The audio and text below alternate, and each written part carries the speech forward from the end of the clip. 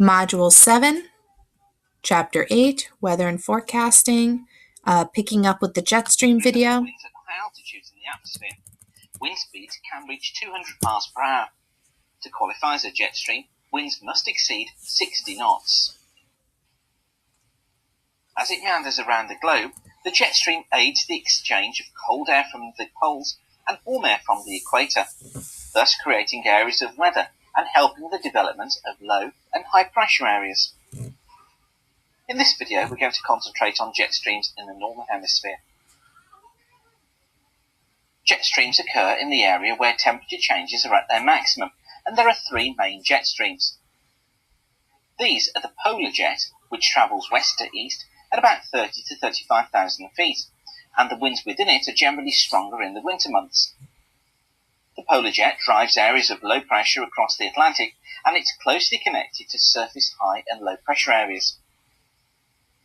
Next is the subtropical jet, which occurs at around 20 to 30 degrees north and is strongest once again in the winter months.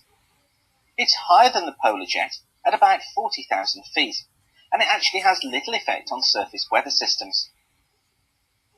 And finally, there's the equatorial easterly jet.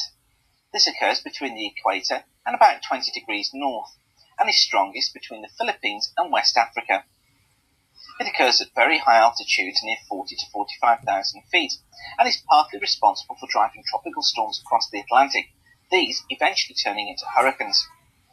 There are some minor jet streams too, but we won't go into these here. The actual height of the jet stream varies on a day-to-day basis, as does its strength. The ribbon of winds speed up and slow down, and they may even break in places. It's this speeding up and slowing down which forms areas of high and low pressure in the more northern latitudes.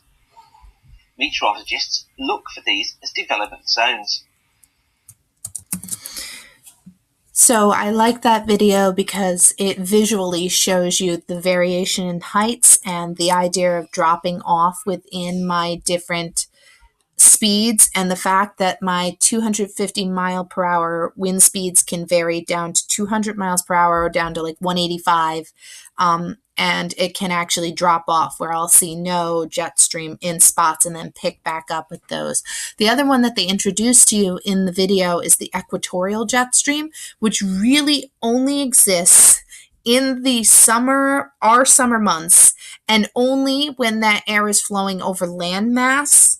And so it's a very inconsistent, not good to utilize jet stream because it's only part of the year and it's very seldom. And there are times of year and certain years where it doesn't even exist. It doesn't take place. And so, yes, it's limited. It's a very limited thing. Which brings me to way up on that polar jet stream, the one in the topmost northern and southern corridors, so the one that we think of as jet stream, we sometimes see something occur along that polar front called troughing and ridging. So these are ridges and troughs, and ridges are when the air bulges towards the poles, which can get confusing, which means if I'm in the southern hemisphere and I see the loop towards the southern pole, so we would think of it as looping down in this image, but if I see it loop towards the southern pole, I would still call that a ridge. So ridges are when it extends towards the pole, and a trough is when it extends towards the equator.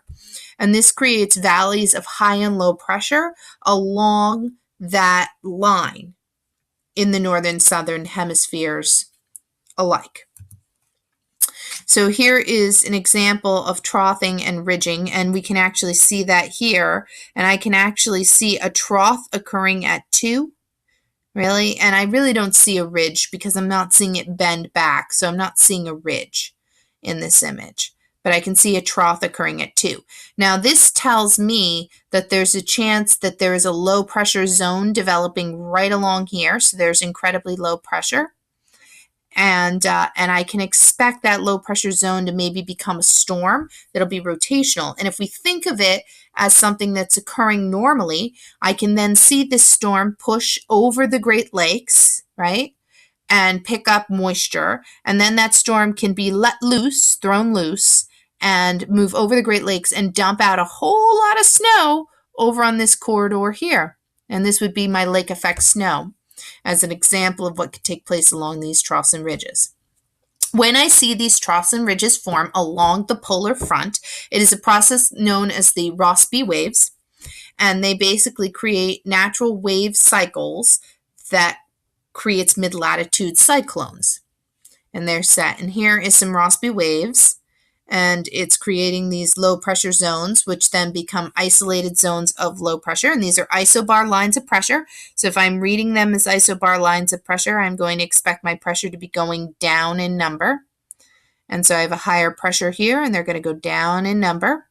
And it's going to create these natural zones of low pressure, which are going to then let this storm loose and push this rainy weather along with it, right? So I'm expecting the rain, and it's traveling this way, then it's over here, and it's traveling along here, and then it's up here, right?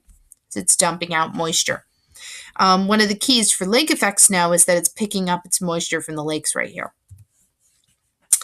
Rossby wave examples again as we go through.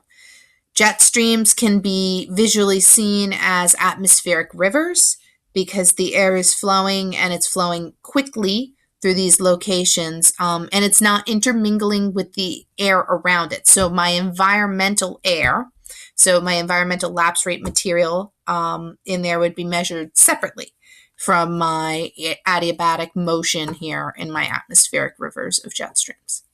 This really quickly covers ocean currents.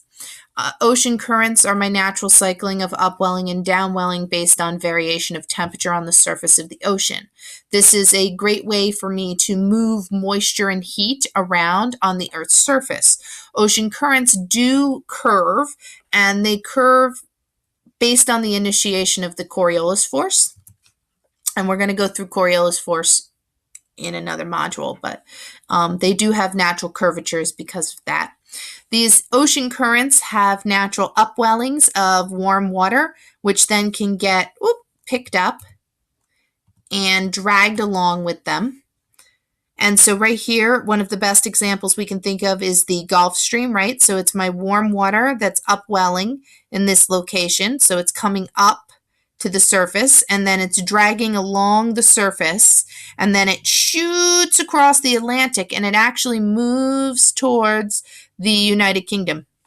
So I can see it hit the British Isles, which is why the regions of the British Isles, while being farther north on the latitude, ends up with rainier weather instead of snowier weather because of this natural warm water that's upwelling in this location, shooting across and running into this landmass over here.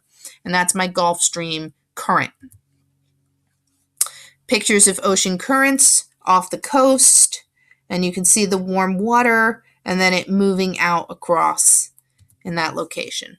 Upwelling, the location where the water is moving up because it is warmer than, often along the shore and surface of specific locations. And then natural downwelling, where it's cooling and sinking. I already mentioned monsoon seasons, but natural monsoon season, the best example we think of is the regions of the Himalayas, which look for rain seasons based on the shift of the wind. And this actually alters my oceanic current along with my low pressure system moving inland over the Himalayan mountains, which brings in the shift of wind. Now comes wind systems, and these are my funky wind systems based on local climate, and these three here are all based on mountain regimes.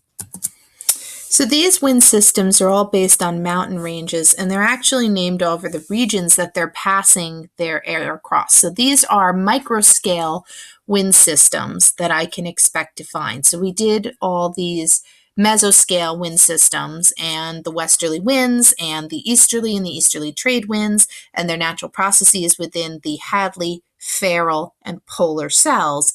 These are tiny little wind systems, and they're named after regions. And so the Fanon are on the Alps. So these are European, and this is taking place off the Alps near Germany as they come down. The Chinook which are exactly like the Fanons, are off the Rocky Mountains.